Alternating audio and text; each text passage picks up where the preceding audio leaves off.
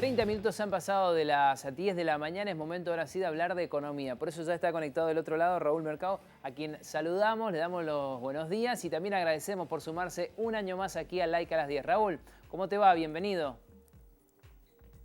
Muchas gracias. Buenos días.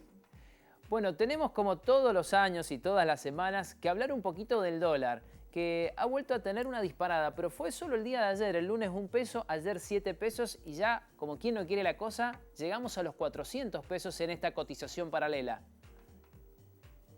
Sí, evidentemente hay un termómetro de la desconfianza que en este caso se centra principalmente en el dólar blue.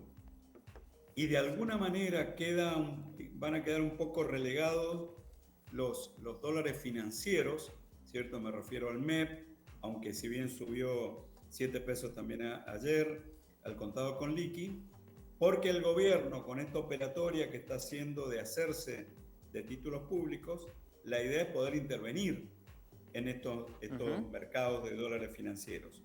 Pero el dólar blue va a seguir siendo el mercado más libre y es el que está mostrando la evolución más importante con respecto a su cotización. De hecho, la mayoría de las entidades que operan con estos dólares creen que 400 pesos es un nuevo piso que va a tener. Así como tuvo durante un tiempo bastante prolongado en un valor promedio de 3.80, ¿cierto? En este último periodo han aumentado unos 20 pesos y podríamos decir que por lo menos por un tiempo vamos a tener un dólar que cotiza en estos valores. Ahora, ¿por qué está subiendo el dólar blue? Bueno, en primer lugar, porque la moneda extranjera sigue siendo un refugio de valor frente a la pérdida de valor de la moneda nacional. Los últimos datos de inflación que dan cuenta de una inflación por arriba del 6%, se habla que en este mes de marzo probablemente volvamos a tener valores cercanos al 7% de inflación. Marzo siempre es un mes inflacionario por las compras de las escuelas, por los cambios de temporada, digamos, por montones de elementos, con los cuales la baja esperada en los índices de inflación, si tiene alguna esperanza el gobierno, no ocurrirían en los números de marzo, probablemente puedan ocurrir en abril o en mayo, donde el gobierno tiene alguna esperanza de poder bajarlo por lo menos a un 5%. Quiere decir que ese es un primer indicador que tiene que ver con la disparada del dólar blue. Es decir, es el refugio frente a una pérdida de valor, ¿cierto?, de la moneda nacional. El segundo elemento es que hay una alta correlación, es decir, podríamos decir que caminan juntos el dólar blue con el riesgo país.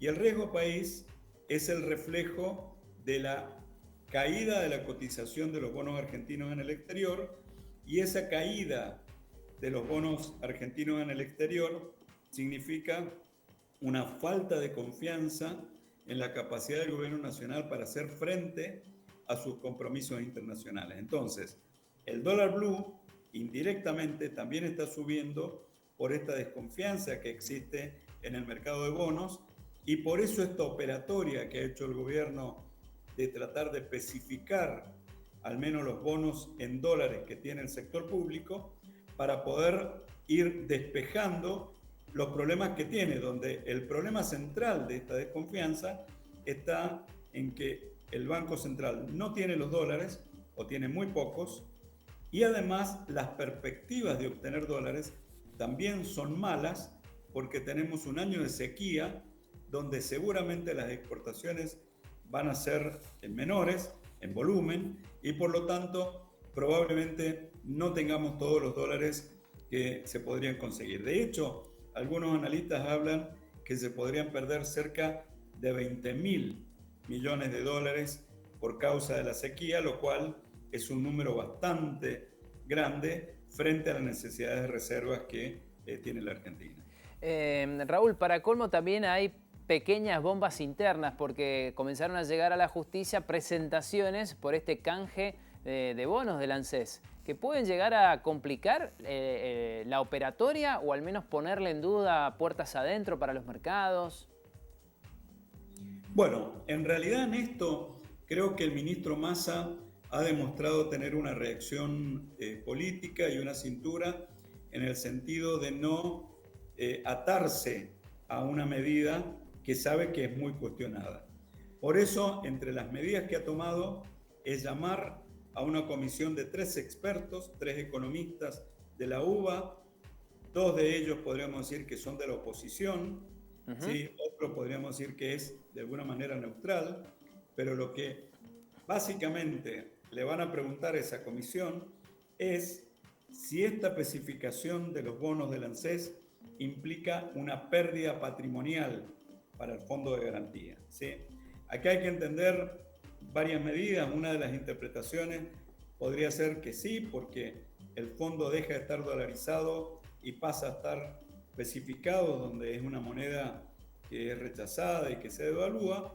Y por otro lado está la postura que estos bonos, como explicábamos recién, en dólares está cayendo en su cotización, es decir, hay una pérdida patrimonial, y lo que haría el gobierno es cambiarlo por bonos en pesos, pero que le garantizaría que se los va a pagar a dólar o inflación lo que sea mejor.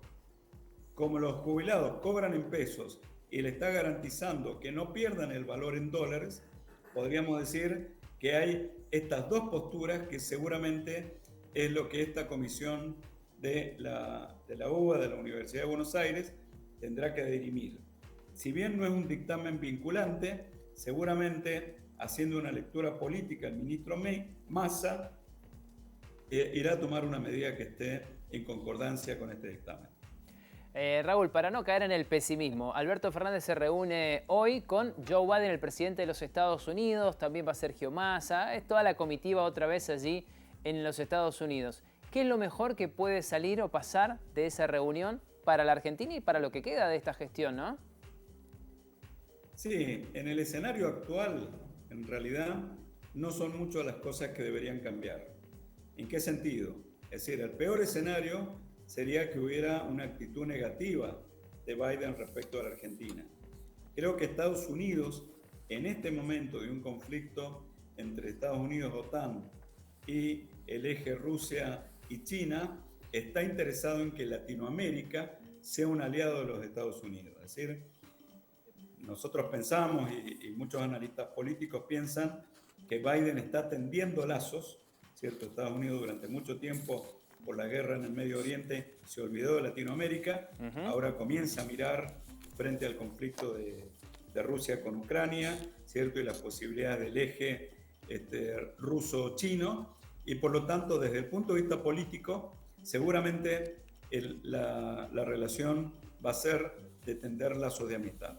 En segundo lugar, uno de los objetivos de esta misión es lograr el apoyo político de Estados Unidos frente al Fondo Monetario. Eso es algo que ya lo tiene.